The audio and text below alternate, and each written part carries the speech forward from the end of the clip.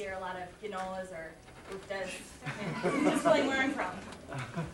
And today's presentation is on creating in-house video tutorials to enhance campus training sessions. So part of what I do is I work with the faculty on integrating technology into their classroom, which includes course management systems and that type of fun.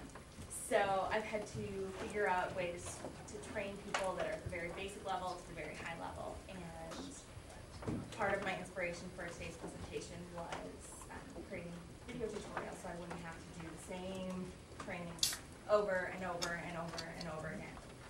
So that's where this all started.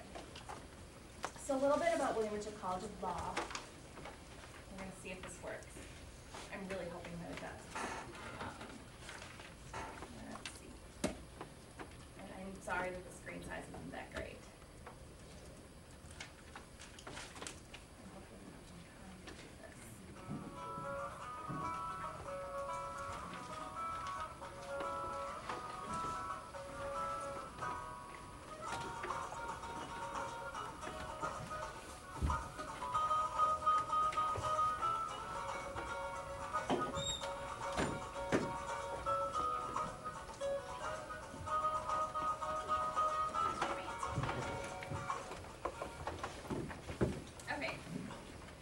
Using a little program called Animoto, which is one of my favorite things just to do something for fun. You can add in text boxes, you can do 30-second videos that can set to sound. They have a whole bunch of free sounds for you to use, or you can import your own, of course, within copyright restrictions. William Mitchell College of Law, just to give you a little bit of a background, we're a standalone law school, so we don't have a greater university supporting us. We have about 1,000 students, about 40 full-time faculty, and hundreds of adjunct faculties, especially in our skills programs. We've been around for over 100 years in many different forms, but we're one of 4 law schools in the Minneapolis-St. Paul, Twin Cities area. So, and there's not a very big staff for a lot of students. We have a lot of part-time students, full-time students. We started as a night school. So training in our law school is really difficult, especially in orientation and other types of areas, because we can't get our students everywhere at once. When we orient 300 first-year law students, it cannot be fun.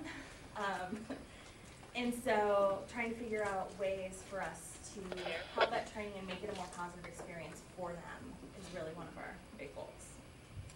So I like to do presentations with learning outcomes, mainly because I'm a nerd, I guess. So today I really hope you come out of this with a better knowledge of the best practices in e-learning, which when you're creating video tutorials, it's an e-learning lesson.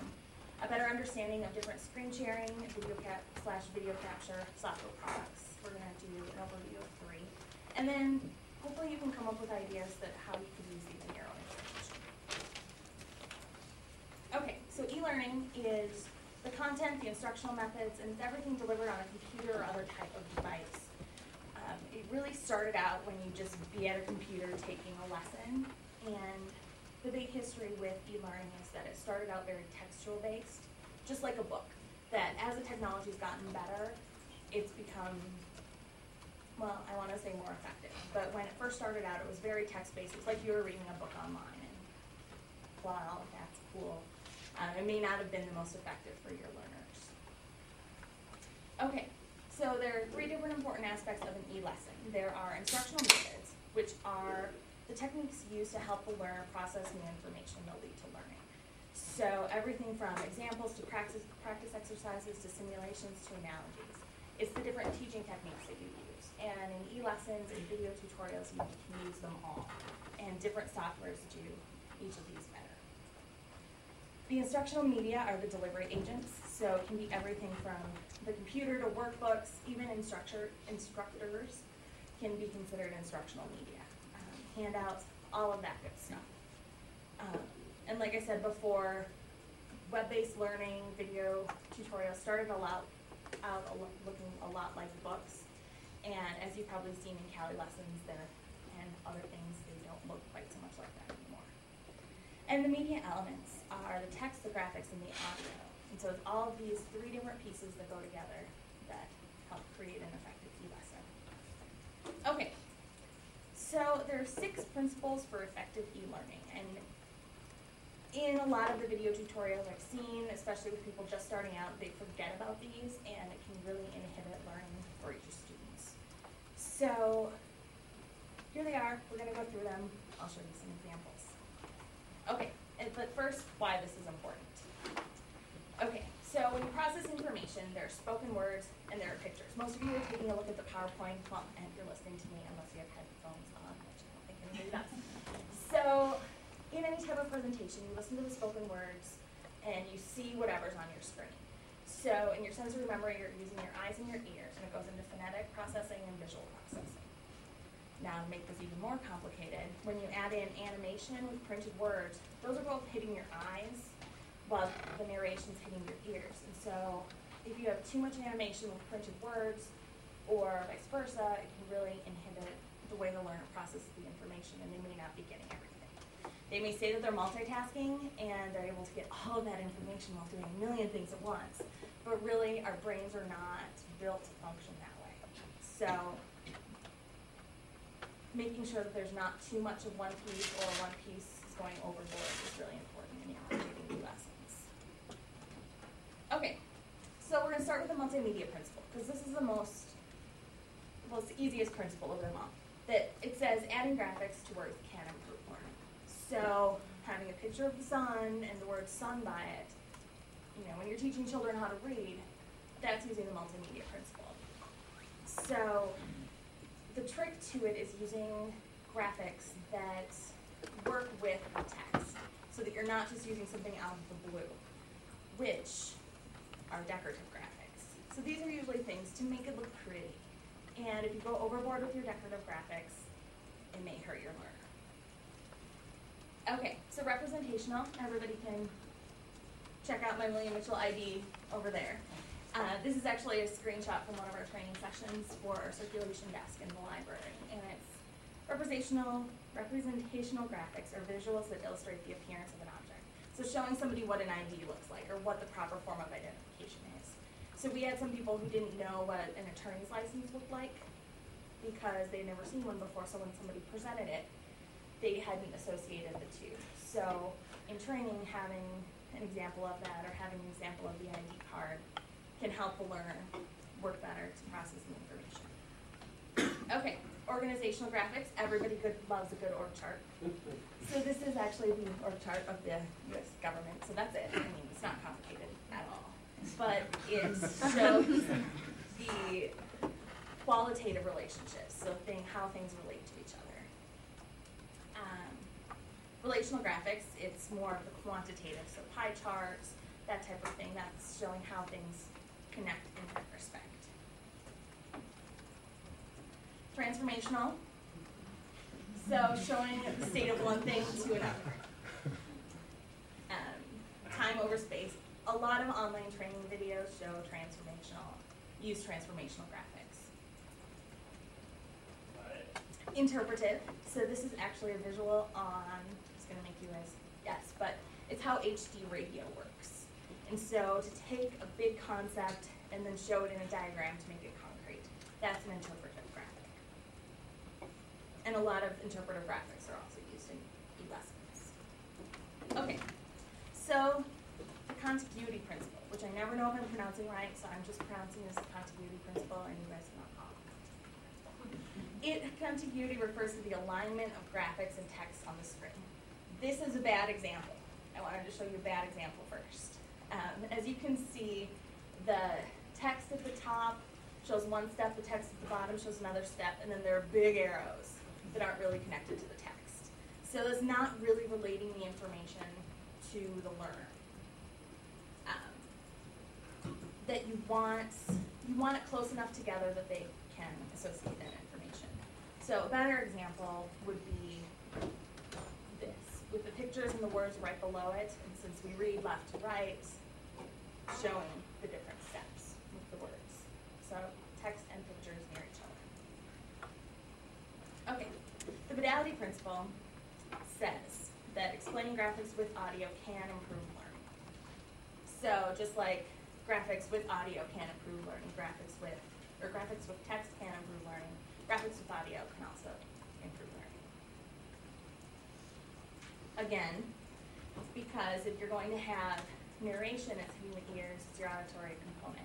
But if you have animation and printed words, it's both hitting your eyes. So it has to, with the modality principle, it's a very, very delicate balance of not overloading your eyes and the visual component. Okay, and the redundancy principle, everybody's favorite principle. Basically, it says putting the two together. Yes. Sorry, is it possible you have a cell phone up there with you? No. Oh, something keeps picking it up. Must not be you. No, it's the laptop. It's the audio Uh-oh. on the laptop. Which laptop? I don't like using printed notes, so That's the redundancy principle. That's the redundancy principle. You're getting overwhelmed with sound and my voice. So yes, that's a perfect example of the redundancy principle, that it can hurt your learning, that if there's too much going on at once. It also really says, don't read off the screen. Everybody knows this with events, is nobody learns, well, can't say nobody learns well, but don't you hate those PowerPoint slides where the presenter just sits and reads all of the text off the screen and it's so overwhelming and you're just kind of wondering, what? You know, it overwhelms you and it frustrates you and everything. So with the redundancy principle, you know, one or the other, okay, again, if you have all of them at once, it can overwhelm certain pieces of your learning.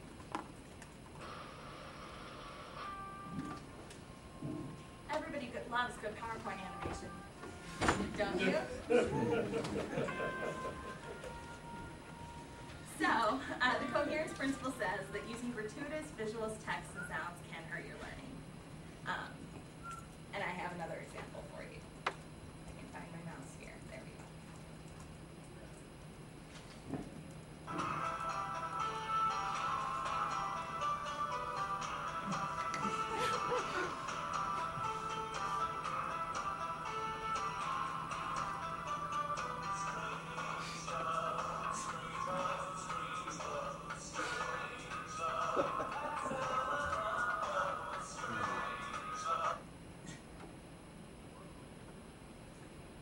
Okay, so who got how to play Minesweeper from that game? Okay, that was a really good example of it because it was trying to show you how to do something, but the audio had absolutely nothing to do with, yes, everybody loves cheesy 80s music too.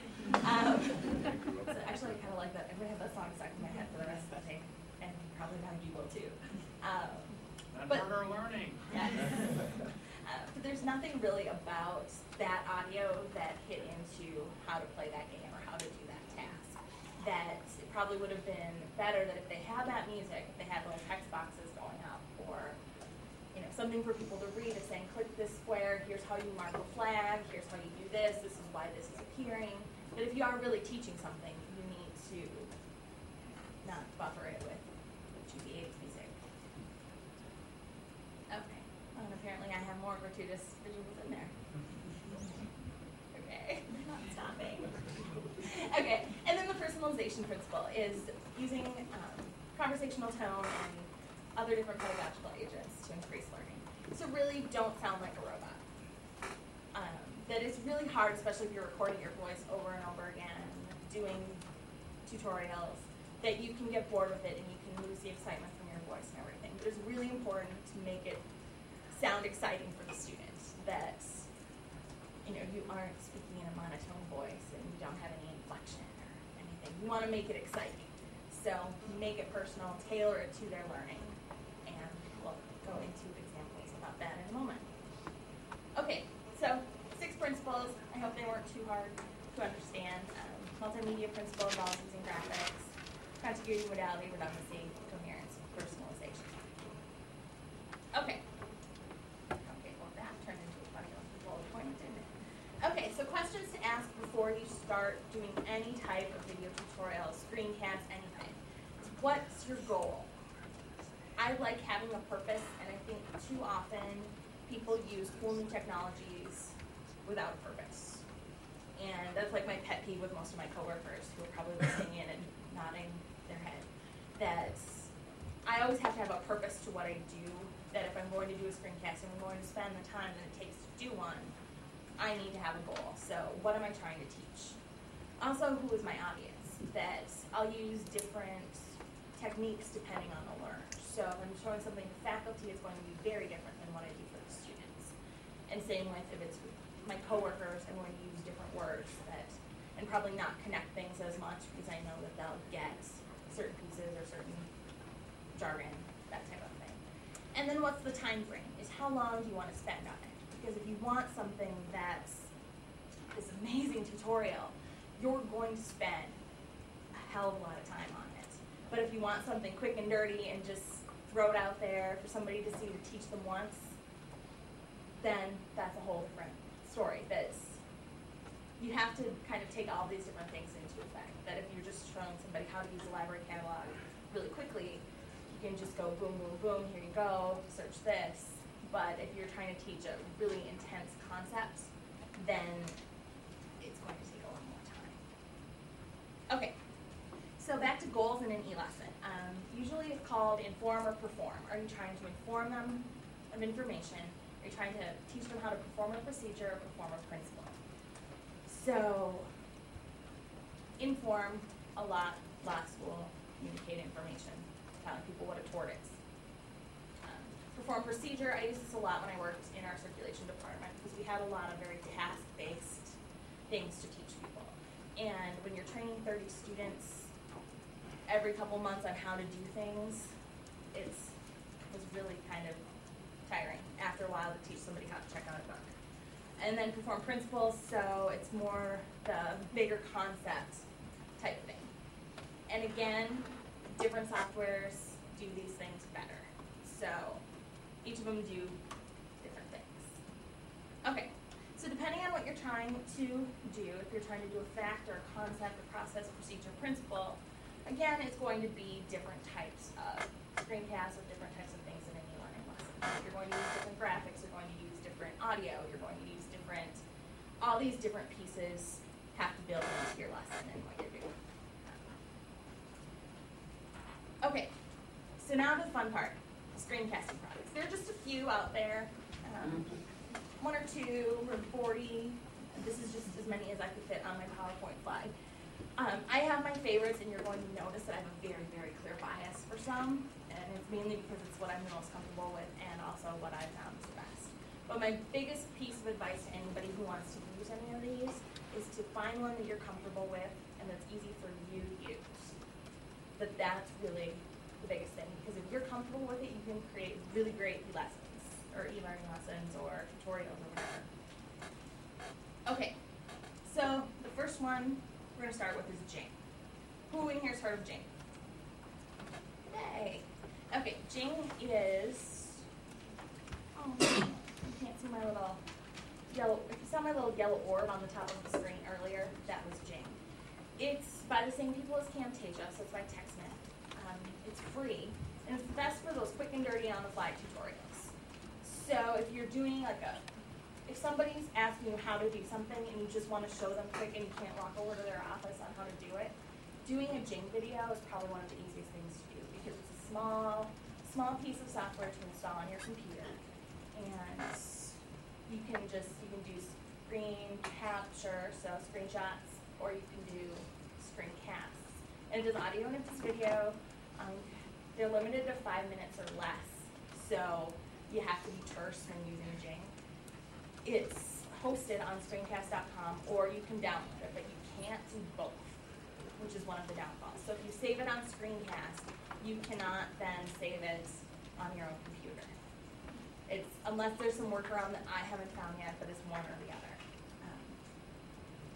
And so you would just send them a hyperlink to something on screencast.com, and I'll show you more in a minute. You can customize how much you capture on your screen, so there's just a little tiny bit of your screen. You can capture that, or you can capture the entire thing. It can have customizable start and stop buttons. You can embed or share the video. The bad parts is you can't edit it. You cannot edit the video, you cannot edit the sound. So if you screw up, like I do often, you have to start from the beginning. It does have a pause functionality or a restart functionality, but it's not that great. So you have to be really careful when making Jing videos, especially if you're under time constraints. that you're getting it right the first couple times, and that you're not spending too much time redoing it. But then again, it's so easy to use that you still can create something really great in 10 minutes. It's branded with Jing branding, so there's a little yellow, it's yellow and black are the colors, and it's actually not that bad compared to some. It doesn't record from your webcam, so if you wanted to have a talking head in it, you can't have it in Jing. Though I'm very much against having talking heads. Not a fan of them at all. I don't think that they help learning, especially because I use a lot of hand gestures, and this right here does not help anybody's learning because I make shapes as I talk and everything, and I don't think that's helping anybody's learning. And it exports in SWIFT files only. There is a paid version, which is actually $15 a year, or $15 a year. So it's really cheap. It's the same product, but you can record from a webcam and you can export into a public file formats. Okay, so here's an example of a Jing screencast. I don't know if we have sound on this one. Okay. I'll turn on my website. Okay, we don't have sound on this one, but you can have sound. And you can also see, what I like about it is it doesn't have an annoying orb that's tracking the mouse, but it follows the mouse around, it'll open up files, it'll do all kinds of different things. And it will also capture, and we're going to scroll down to how to do it, it will open up other products in other screencasts. So this is a screencast, right now it's on the screen, that's using Captivate. And so you can actually capture screencasts from another system in Jing, which is something you can't do in other systems. But it just kind of follows around, and no annoying orb, no arrows, no any of that stuff. So it's really just quick and dirty. Here's the website, here are the links you need to go to, whatever. Another thing I don't like about it is you can't add text or markers in the tutorial, so you can't add a marker in the 3-minute part of the video saying right here is where we should use subjects on this. So if I did the 6 principles of e-learning in a Jing, it would just be all there. I couldn't add running text on. Does that make sense? I like Jing. Jing is my favorite for quick and dirty tutorials. It's the easiest one to use to get people started. It's what I install for them. So you're able to upload video as well? You cannot edit it? Right. There's no editing in Jing. However, you can, if you have Camtasia, you can use Camtasia to edit Jing videos because they're just on the same, they're in the same family. So this particular clip you had did not have video, you were basically capturing the screen? Right, except for when I had the extra screencast in there, where you can actually capture video with this. Yeah, right. That when we brought in, and we'll see there's the time thing down at the bottom. So like right here it's opening a Captivate video. So you can you can record other SWIFT files within this, just kind of build on that. They're also really fairly small size, so sending it out is pretty easy. Okay. Who's heard of uTipu? Wow. Good for you. uTipu I actually discovered preparing for this presentation because I wanted something else that was free but that was a little bit more robust than Jing. And I found uTipu and actually kind of fell in love with it. I haven't had a lot of chance to play with it yet, but I think it's getting better from even where it was when I first started exploring it. It's also good for those quick and dirty on-the-fly tutorials, but if you have to add in text, if you have to add in other types of information, you want to use uTipu. 20 minutes instead of 5. You can add notes within the timeline. You can have running text at the bottom. uTipu is what the Minesweeper tutorial was on, which was a bad example, but still. You can have public or private videos. So if you upload something to uTipu, and it's not private, it goes into their whole library of videos, which they have really interesting videos in their library, some things that aren't really techy and it's just people playing around. And warn anybody of exploring some of those. But they have a whole library, so if you're wondering how to use uTipu, they actually have really great training videos on there.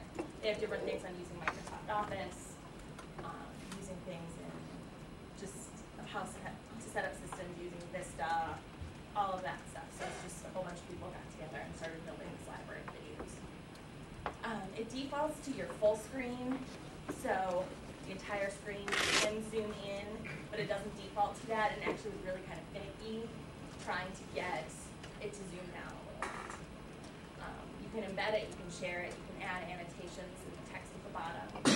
You can re-record your voice. So if you did a perfect job doing the actual screencast, but you screwed up on the audio or felt that you were saying or you know, or something too much and you have lots of verbal flubs, you can re-record your voice.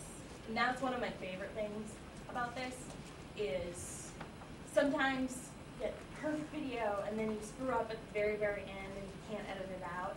With this, you can re-record your voice. Or you can do what I do and I record the screen first and then I record my voice. So I make sure I have the screen perfect first and then I do the audio. And that way, it really kind of adds into the learning and it makes it go quicker for me. Can you import your audio from some other product or like Audacity or something? Not that I found, no. You can't have the videos 20 minutes or less. It's branded. I like uTipu. Okay, so this is actually one of their videos. Okay, one of their videos. Need help recording with TipCam? In this short video, I will show you how to do just that. Okay, so let's get started. So to start TipCam, I don't like the little yellow that's orb. in Windows Vista. I hate the little yellow orb because I don't need that when I'm learning. Some people Then you can do, select all programs, find uTipu, and select TipCam. and I don't like his voice, In but Windows that's Vista, search box. You can see down at the bottom, There, it will here are all the different markers and the text built in, so that if I wanted to go to the end, I could. The zoom box follows. However, you can select And you have the size text down at the bottom that's also adding in. or you can press Shift plus F9. If you need to perform some additional instruction on And so it's actually pretty easy to use. You have a little box like this. perhaps to make things simple. There we go. Apparently clicking on the video makes it play. You just have a little box that kind of sits there intrusively, and you can record and unrecord. You can hit F9, start and stop, that kind of thing. So it's pretty easy to use. I'm still learning how to use it and what it's best for, but I do really, really like the features down at the bottom, the changes in there. Okay. All right. Adobe Captivate. Who's heard of Adobe Captivate? Almost everybody. I have a deep love for Adobe Captivate, and I am not sponsored by Adobe or anything. I love Adobe Captivate. It's my favorite. It's also insanely expensive, but it does so much, and it's so pretty, and it's so easy to use. And so I ran out of room with the upsides, but I love Adobe Captivate. I'm not a huge Camtasia fan, which is kind of the other products. I think Camtasia is harder to use, but it has a lot of the same features as Captivate. And so I'm not going to cover Camtasia today. It's being covered this afternoon by some colleagues of mine at Hamlin. And so they're doing something similar there. But if you need something that's going to be official, that's going to be this whole beautiful thing of e-lessons, Adobe Captivate. So what's expensive? Like $700 per license. Okay, it's expensive. Yeah. It can get up to that. I don't deal with the money. I just tell them to buy things for me. But it's depending on what your license agreement is, the scale of everything can be very, very. Yeah, they do have extra license. And they do have a 30-day free trial, which is really great too. And so you can, and everything you keep, you won't be able to edit after your trial ends, but, and they're in CS4 now, and so I'm not impressed with CS4, but I use Adobe Captivate CS3 the most. So So if you're doing, I'll have a lot of examples because I have, and I do love Captivate. So I have a bunch of different examples on how we use it.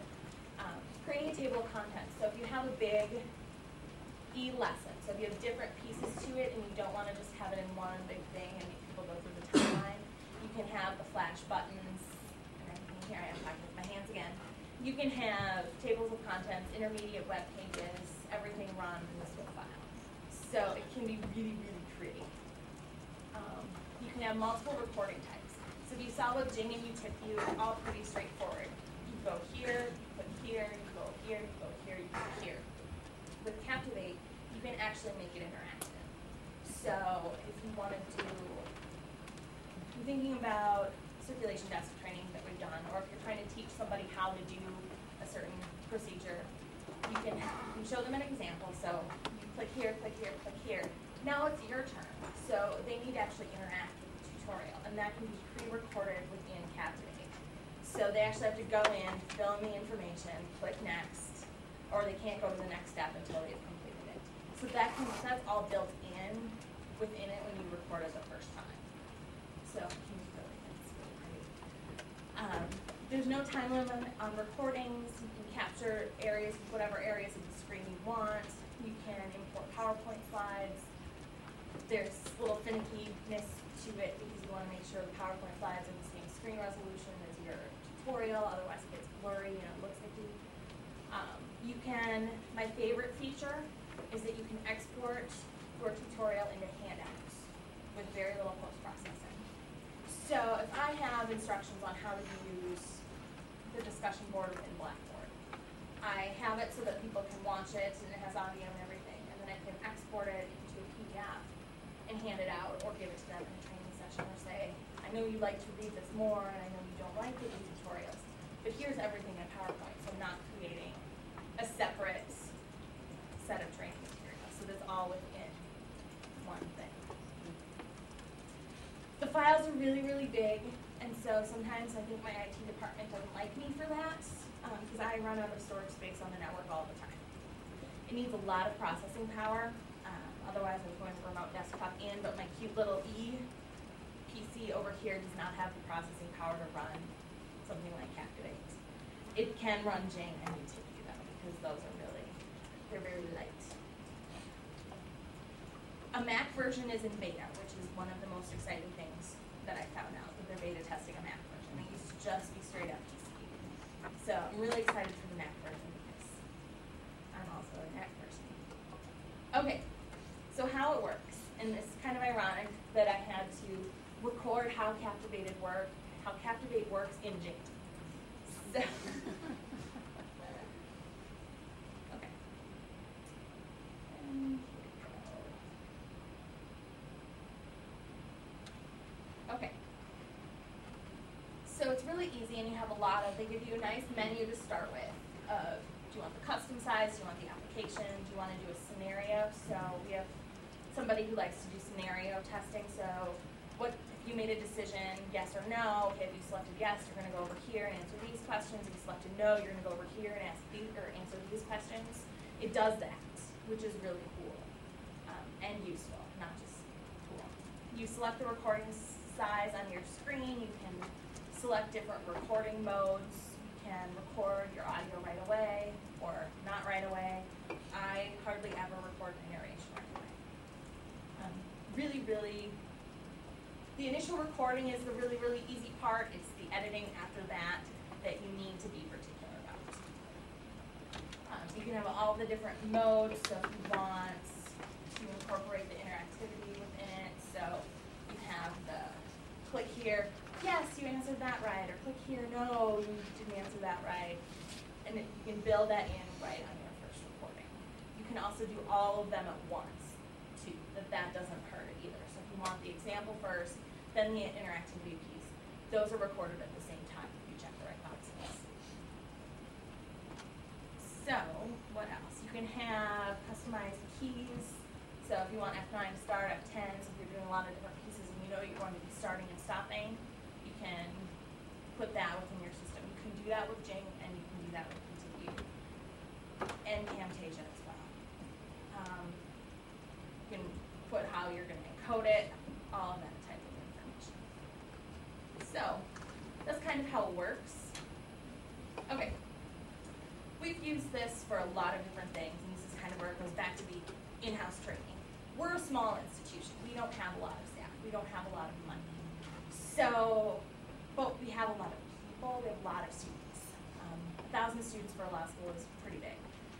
And so training all of those students on different things and making sure that we're hitting where we need to hit, and if they need to review things, we've had to try to figure out the best way to be trained. So Cali lessons are one, but for more institutional things that are very specific to us, we've created a bunch of different. What I'm going to show you is using LexisNexis Web Courses, Blackboard, and we switched from using regular Blackboard to using LexisNexis Blackboard last year. So it was a huge learning curve on teaching people actually how to get into it, which was really kind of surprising to me when I took it over. But, okay. So in this, you can see, okay, good, you guys can see the full screen. I can't type that down. Just showing people how to get into different things in the system. So even starting at the very beginning, telling them which box to click. Because, you know, if anybody ever changes their interface, it's going to freak people out. And Lexis changed their interface right in the middle of orientation for us last year. And so we had Monday, it looked one way. Tuesday, it was completely down. Wednesday, it looked a different way. Thursday, Friday, it looked the same as it did on Wednesday, but then the next Monday, it looked completely different again. And so I had to go back in every single time and fix this, just so that people would pick the right, so that they would know, because I'm like, I can't find the Access Learn courses link. And trying to get them to go along and see it was just very, and so instead of answering the same question, I just said, here's this tutorial, take a look at it. If it doesn't make sense after that, I will come find you, or I will go find you, Captivate has all of the good stuff down at the bottom, the rewind, play, the skipping through screens. You can do closed captioning as well. So you have students that are hard of hearing, faculty that are hard of hearing, whatever, you can put that in as well. And I have all my audio off over here. So the text boxes and everything like the one we just saw, that's built in to when I click on the link. That I didn't, that Captivate did that automatically. So I didn't have to go in and put in a text box to say, click this link. It did that as I clicked, as long as stuff's kind of named correctly. Sometimes you have to take stuff out, but you rarely have to put stuff in.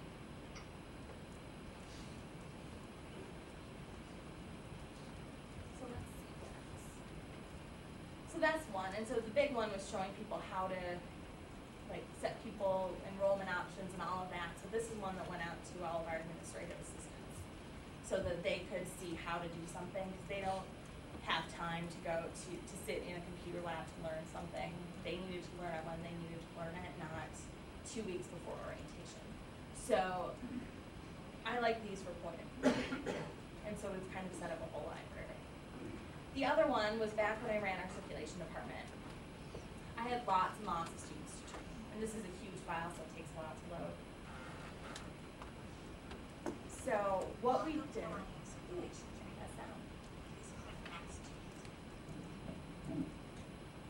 I'm going to click next. Instructional goals. We've done table of contents so that people can go forward and back in the section. So if somebody just has time to do checking out, they could just do checking out. Or they could do checking in or renewing. And then, so all these are pages built within. I really don't like hearing my own voice while I'm talking. Anyway, you can build all of this in, and so you can build the pre-pages into your tutorials without having to do too much programming stuff. Nope, I don't, well, except for a few people, I don't think people like programming in Flash, and so this makes it all really easy for you, because it's just text boxes and hover buttons and everything, and so if you kind of get how to do that, it's a pretty easy learning curve on how to put it all together. And you can import pictures, you can put in just a whole bunch of different things. And so this is really useful in training students that we have. We'd sit them down, we'd say, go through this and ask us if you have questions later. And it just really freed up a lot of time. We had a lot of questions as, like, they'd stop and they'd go, I have a question, what is it? We're like, no, okay. You know, now we know where we're missing things in this as well, and it was a learning experience for us, because we thought we were explaining it really well, but apparently we weren't as well as I thought we were. And then the other one that we did was, our students apparently didn't know how to navigate our website. I know. And so our Student Bar Association asked us to put together something on how to navigate the website and how to find different things. And load. So I use Captivate to just say, okay, this is where you click here, this is where you click here.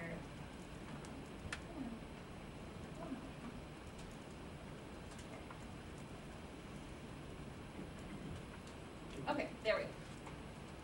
So it's not as pretty as I want it to be, and it's just really in the basic form because it's with our SBA right now. They're editing it, and so we're trying to make it prettier. Okay. I apparently broke the internet. Oh no, I didn't break the internet. It'd be funny if I did that. Okay, so you can add in the gratuitous graphics and everything, but depending on the speed of your connection, it's going to load differently. And so we just have all these different pieces that we want the students to learn, but they're not required to learn. Yeah, see? Gratuitous graphics, that's what I get. And the different pieces. So navigating the different pieces and really highlighting stuff that we want them to know. And this one I used text boxes instead of audio because if the students were trying to figure out something, I didn't want it just my voice to start blaring out to all of them. So, what else? Okay, here's a little bit of a review of the products. Time limit, editing features, whether it's hosted or not, if you can do annotations, recording types, cost, ease of use. So I kind of went from easy, medium to hard. Though UTip use more on the side of easy than it is to hard. But I don't want that to take away from anybody trying it or incorporating that into your institution. There's also stuff already out there. So I'm a fan of not recreating the wheel. Atomic Learning has a bunch of stuff on how to use, it's a subscription service, it's a pay service, but if you're a member of a big institution, you probably already have one that you can direct your students to. Lynda.com is the same thing. And then we even, we're at Callie. Callie has a lot of interactive tutorials as well, that if you're trying to explain a concept to somebody, look at what Callie already has. I really like Atomic Learning, but it's, if you're not at a big institution, it can be really expensive, especially in these budget times. Okay, questions, comments, concerns? I think we have like 15 minutes. Yes? As far as the locally hosted stuff that you were doing, how does the workflow, what's the workflow for that? I mean, faculty, staff, they independently produce stuff with like the Adobe Captivate or Camtasia type program, but how do you get it to the right place? Is that something that IT? Right now, it's only in our library and IT that we're doing this, Okay. but starting July 1st, we're opening it out to everybody else, especially with our finance department, because we just upgraded our system. So with workflow, right now, once it's done being created, I've just been uploading mine to our website or uploading it to Blackboard. Oh, okay. So they give you they give you access to Yeah. upload your own videos. So there's not somebody there physically like creating a page for you to No. put stuff No, on. you Okay. have to have a place for it to go, but right now, everybody has a place, everybody that has access has a place for it to go. On the website. Okay. Yep, and otherwise, we've also used our network drives to share stuff Okay. that that if I just want to share it with a coworker and I don't want to take the time of uploading it, I just say, all right, it's on our common drive under this folder, and then he can go just take a look at it. Yes? Do any of those products have a timer at the bottom so users can see how long the video is and where you're at? All of them do. They All of do? them have a timeline. So, let's see. Let's get there. Okay, apparently I broke the internet again. Okay, so even with this one, all the way down at the bottom is going to have the timeline that'll say, here's 0, here's this, and here's where you are, and then it'll even have the loading. So it's a lot like YouTube. Like all of them kind of look like YouTube with that. And Jing,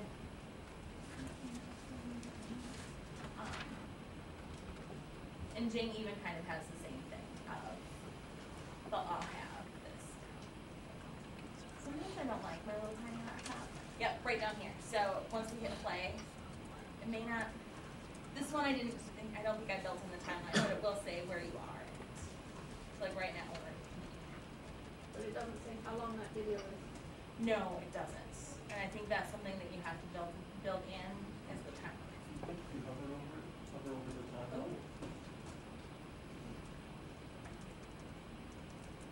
Showed something, maybe just pass a slide. Yeah. It depends on the skin. You can put in a whole bunch of different skins. You can customize the skin and everything. And for me, I haven't had that many people using them yet to really care about it. But also one thing that you can do is like, you know, when you're having somebody download a PDF file, as you say the size and everything, that could be to 3 minutes and 46 video. So that they know before they're clicking on it how long it's going to take. Did you have one next? Oh, I was just going to mention that with Captivate, we've had really good luck putting them up on YouTube too, on our YouTube site. So that's another option for if you need a place to show it. I like that. Here's one on YouTube. Yes. I just have a general comment. We found this is kind of helpful with getting people who are uncomfortable recording, hearing their own voice and stuff like that, to get them to sound more conversational, is to actually have them put a picture of someone they know right by the script. So they visualize a face while they're I reading like it. that. I know it sounds cheesy, but it seems to help. So I'm going to have to use that with a couple people putting a picture out. So, yes. What's the difference between Camtasia and Captivate? Different. I find Captivate more user-friendly. However, other people find Camtasia more user-friendly.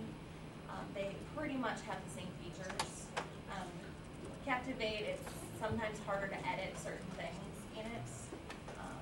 The drag and drop features and the adding of text boxes and stuff is just a little bit different. And same with the sound. It was just built on a different platform, so it's just a little bit different. But So you could do basically all the same Yep. things, like these little call-out boxes Yep. and everything. yeah, all of that you can do. I just think you have to do it better. So in Camtasia, it's a lot cheaper. too. Yeah, it is a lot Let's be cheaper. honest, it is a lot cheaper. Yes. How's the cost of Captivate? So you said a license is one license. Do you need more than one license? For us, we probably have about 10 licenses now. Why do you do that? Because it's Multiple users? computer-based. Is it IP replication? So I don't do a lot of the technical stuff. Can you sign with a password? or- You- No, it's downloaded on my computer. You'll use it. We're working on doing remote desktop connection to one to kind of port the whole license thing, and I realize this recording in Adobe won't like me saying that, but having it so that more than one person can't access it, or they can all access the program. So we're thinking about doing remote desktop and everything to make it less expensive, especially for people to try it out. Yes. I'm wondering about the microphone. Because, when you have just this little thing that goes into a computer, usually they're kind of crappy. And so you can get like really expensive, wonderful microphones. Do you find that, did you try any different ones? Yes, Or? that's a good question. I should have added that in. I love my headset mic. I have one of those, $30, I think, and it goes, and I just don't like to look funny. I do a lot of web conferences too, and I don't like the whole thing on the top of my head. So I have one that goes around the back of my neck and just kind of comes through, and that's the best sound that I found. I've also recorded stuff just from the microphone on the webcam on my desktop computer, and that sounds actually been pretty good. But I do a lot of testing beforehand to make sure that the audio quality is up to where I need it to be. Okay. Yes. Now, when do you know when to use a video tutorial versus support as in actually going to the person? It depends on how needy the person is. That I have some faculty that if I sent them a video tutorial, they would call my boss and want me that I'm not providing them with the support. I mean, not really, but they put up a stink because I need to be there for them. I have other people that are like, I don't have time for you to come to my office. I'm not in the office all summer. How can you show me how to do this? And I usually say, well, we can do a web conference, or I can send you a brief tutorial on how to do it. And usually they vote for the brief tutorial how to do it because web conferences are even more scary than looking at a screencast. So it just all depends on, my younger faculty are a lot more apt to want to view the tutorials, and then if they have questions, come back and ask. I'm always offering live sessions as well as on live sessions, I guess, so synchronous or asynchronous lessons for them to do things too. Yes. Did you say you were also using these for student orientation kind of things? Yep. This year we're going to do most of our student orientation, so everything from like logging into the system, yeah. registering your Lexis and Westlaw passwords. Yeah. All of that's going to be in a self-paced tutorial this year for orientation. That's So we're sitting them down on a computer, logging them on, letting them go through it step by step, and we're going to be wandering around and answering questions. That we just have, it takes so much time because people are at such different levels that if they can work on their own, and then if they've got it figured out, they can help their neighbor, that is just way more time efficient. So we're doing our last fully live one on Monday, and then all this fall is going to be all sitting down and excited. Yes? Do you make any distinction between the product, what you're preparing for, so like, would you use Jing at some point, maybe uTipu or some other product, depending on what it is you're trying to do? Yeah. If I'm just sending it to one person, so if I have a question from, usually I'll do a Jing first, and then I'll make it more professional and use Captivate later. So, and if the questions come up a million times. So when the Blackboard question first came up last year, web courses, and people needed to know how to get in, I did a quick Jing video that said, okay, here's what you do. You need to go here, here, here, here, and here. Enter this in, then click here, here, and you're good to go. But I wanted to make it prettier, and I wanted to add features and stuff, but I needed something quick first to just get out there that I could send to people, so I wasn't answering the same email over and over or answering the same phone call over and over, that I wanted a one-stop shop for people. So I started with a Jing, and then it changed it into, or I recreated it in Captivate later on. Yes? The whole microphone thing. Are you guys in one big office with each of you, so you have to like say, hey, everybody shut up? I have my own office. But we found that when I first learned, I learned how to use these products in class. And so if you have a headset mic and everybody's using a headset mic doing the recording, it doesn't pick up a lot of ambient noise. But as long as you're using a headset mic and you're not using the one on your webcam, the sound quality was just as good as if you were in a quiet room. But it also depends on the headset mic too. But I have a nice Logitech one that I just love. Yes? Have you ever used Cam Studio? Because that is also free and very, very easy to use. It sounds just like Yeah, I haven't used it yet. My boss used it, and the only thing that he had an issue with was the file size. That he had a hard time compressing it down enough to email something out. And then he didn't realize he could post it to the web either. So I think that was, file size is a big concern for people, especially if you want to email it out. But if you have a way to upload it and just send out a hyperlink, that's sometimes a lot easier. Well, I think it saves it as an API. Yeah. And then I always pop it into Movie Maker with giving an end slide and just save it as WMV, and it's pretty small. Cool. Yes?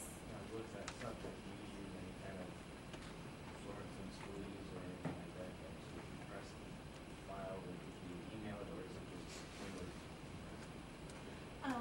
With Captivate, when you publish it or export it, it asks you how you want to export it and the size and everything. And if you've recorded the screen, I always suggest you record the screen size smaller so your screen resolution isn't that big. And I'm using this as like the size. So if you're looking at your monitor and just kind of hold it up with your fingers, that's about the size you want it to be. So if you just compress that, and then with Captivate, it asks you how you want to do it. If you want to export it as a SWIFT file or different. With CS4, you can do more than just SWIFT files. They've added that in, but I only have CS3 right now. Yes? Did you have any problems with putting the videos into a management system? It has those little frames all over them, and then does it switch your videos so small that they can't actually be viewed on the screen?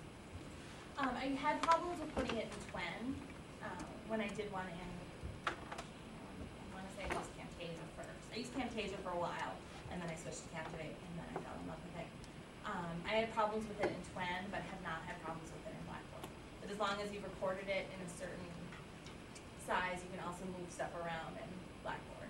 And the beauty of Lexis Blackboard is that as long as the file size is under 2 gigs, you can put it up. And I think Twin gives you pretty good uploads as well, but haven't had problems with that anymore. Twin might be smaller, but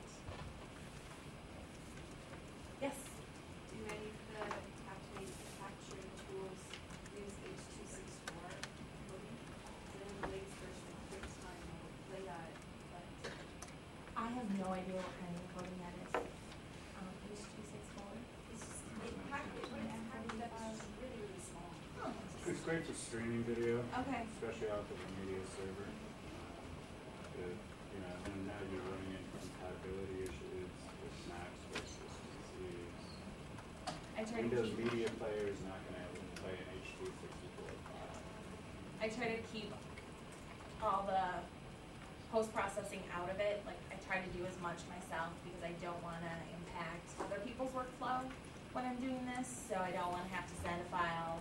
Like when we're uploading streaming videos, we have to send it to like 3 different people to do, you know, here's the web folder to put it in, here's on the streaming server, here's over here.